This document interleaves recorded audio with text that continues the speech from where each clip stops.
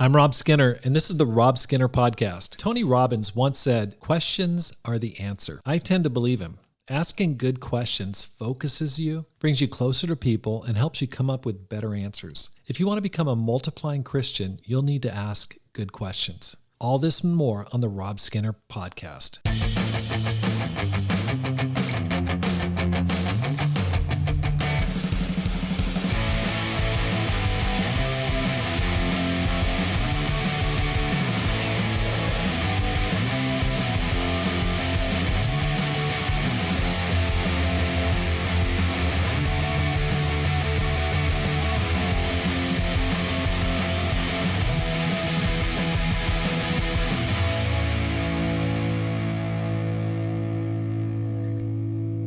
Welcome back to the Rob Skinner Podcast. My goal is to inspire you to live a no-regrets life, make this life count, and multiply disciples, leaders, and churches. Thanks again for listening to the Rob Skinner Podcast. I appreciate your coming back time and time again. If this is your first time listening, thank you. Thank you so much for joining me. If you feel like you're benefiting from the program, if you're getting something out of it, if it's helping you to grow, I'd like to ask you to support it with a gift. Your support enables me to multiply disciples, leaders, and churches and inspire others to do the same through this podcast. All you need to do now is simply go to the show notes and there's a hyperlink to support the program. I'm continuing a series on how to become a multiplying Christian, and today I'm talking about asking good questions. They didn't ask me a single question. They know absolutely nothing about me. After having an older couple over for dinner recently, Pam and I talked about the evening after they had left. This is how we summarized the evening. Pam and I asked questions to get to know our guests while they talked on and on about themselves. However, the couple showed little interest in asking about our lives or interests. I wish I could say this was a rare occurrence. Unfortunately, it happens all the time. As a minister for a church, I'm in the people business. I talk to people all the time. When people ask me even simple questions like, "How are you doing?" or "What's going on in your life?" I'm actually shocked because it so rarely happens. In order to become a person who connects with and influences other people, you need to be able to get to know that person. As the scripture says in Proverbs 20, verse 5, "The purposes of a person's heart are deep waters, but one who has insight draws them out."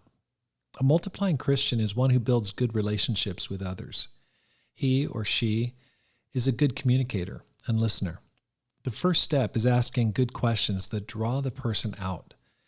If you want a better marriage, a better position at work, closer relationships with your kids, better friendships, or the ability to guide others into a relationship with Jesus, it all starts with questions.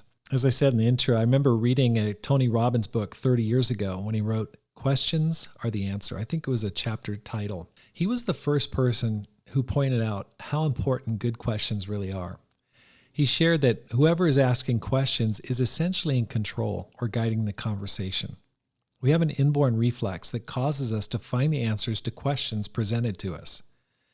We can ask questions of ourselves or others, and immediately we'll start getting answers. That was a nugget of insight that I've prized since I first discovered it. Questions draw out of each one of us the deep waters within each one of us. If you really want to get to know what makes a person tick, start asking questions. Sooner or later, you'll get to know that person well. Questions show love. I'm not the only person who's rarely asked questions. When someone shows interest in me by asking questions, I interpret that as a loving gesture. I have a brother-in-law who consistently asks what's going on in my life. He will ask me about my church, my family, my hobbies.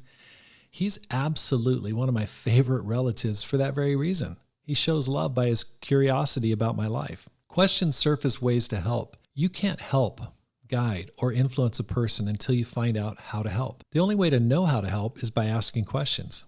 What if you went to the doctor and she never asked you a single question about how you're feeling or what symptoms you've been experiencing? You probably would never go back to that doctor. Why? Because they can't help you if they don't ask you how you're doing and what's wrong with you. If you're a Christian who desires to make more disciples, the same principle applies. You have to ask a person about their life, background, and struggles if you hope to guide them to spiritual health. Questions crucify the self. Questions force you to take a back seat and listen. This is why many people never ask questions. While a person answers your questions, your mind is feverishly working behind the scenes to come up with your own stories and comebacks that you're dying to share. Listening quietly forces you to say no to your ego and pride and let the desire to shine or outshine people fade away. Questions place the attention spotlight on the person you're talking to. They take that spotlight away from you and leave you in the shadows. That's really not a bad place to be.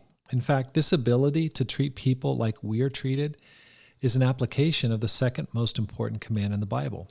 Jesus himself said in Mark chapter 12, verse 33, that to love your neighbor as yourself is more important than all burnt offerings and sacrifices. The fact that you can sense yourself dying to share a story or answer your own question while listening to another talk tells you that you're loving that person exactly as you would want to be treated. When you put yourself on the quote-unquote bench and let someone else into the game, it's a very practical way to crucify self. Ask open-ended questions. When talking to people, ask them questions that enable them to open up about their lives. Ask questions such as, how'd you become a Christian? Why'd you do that? Why did you say that? Why did you go into that field of study or business? Who's been the most influential person in your life? Where'd you come from? Where'd you go to school? How do you mean? This is a great follow-up question when you'd like more explanation. Another way to dig deeper into a statement is simply to ask the last few words of what they said to you in a question form. For example, they say, well, that's when I finally got out of the hospital. And you say, hospital? They say, yeah, I was on a bike, got hit by a truck, and spent 3 months in a hospital.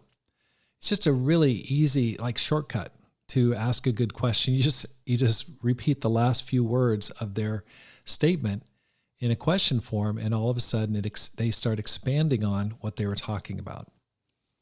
Ask awkward questions.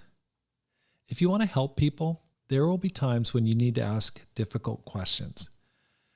You'll need to ask about what's happening in their private lives, what issues they're struggling with, and what's preventing them from growing spiritually, professionally, or relationally. Too often, fear keeps us from asking the questions that matter the most. This needs to be done with extreme care, sensitivity, and gentleness, but it needs to be done. I recently had a teeth cleaning.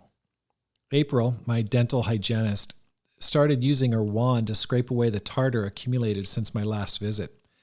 As she jammed that pick into the gap between my gums and molars, I felt a shock wave that caused me to lift straight out of the dentist chair. I seemed like to levitate about 3 inches out of that chair. Recently, Pam and I were having dinner with a couple that we had met and invited to church. They had been coming to church for months, but we hadn't broached the subject of how they felt about their relationship with God or studying the gospel more deeply. They were spiritual people who love church and who are extremely successful in their personal and business lives.